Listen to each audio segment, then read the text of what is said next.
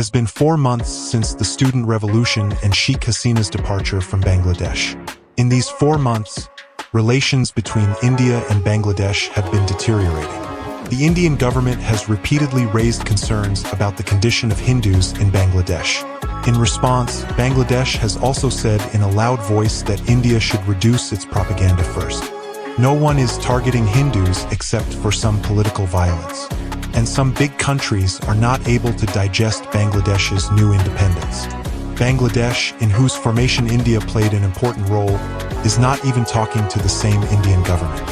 When the MEA issued a statement in the case of the arrest of a former ISKCON member, saying that Chinmoy Das should get justice, Bangladesh replied in an official statement that Chinmoy is a Bangladeshi citizen and such interference is not good.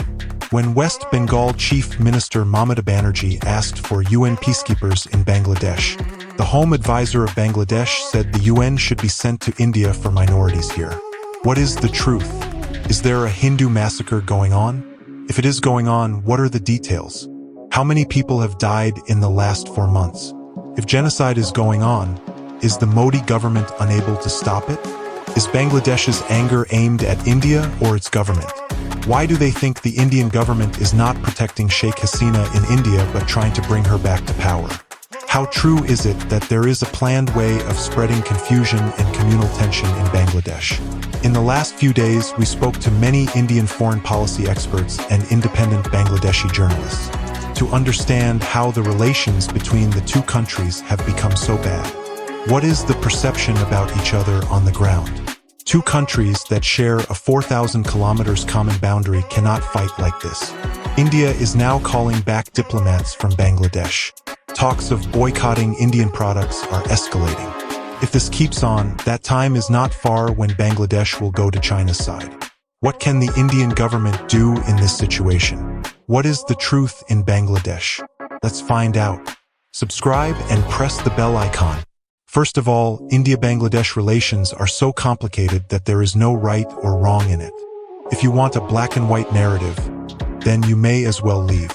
But if you want to understand the perspectives of both sides, then sit down and give us some time, because our team put in a lot of effort.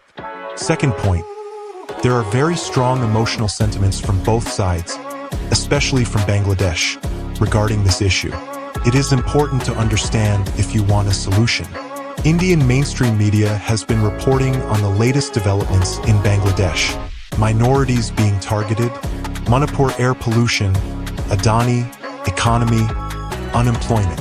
Forget about our own minorities. The focus is on the situation in Bangladesh. After Chinmoy Krishna Das's arrest, Indian media has gone after the transition government of Muhammad Yunus in Bangladesh. The Indian government, and by extension Indian mainstream media, has clearly stated that Chinmoy Das should be immediately bailed. Religious persecution should be immediately stopped against Hindus. The interim government should take concrete steps for the protection of minorities. We have discussed this issue extensively on the Losers Club channel.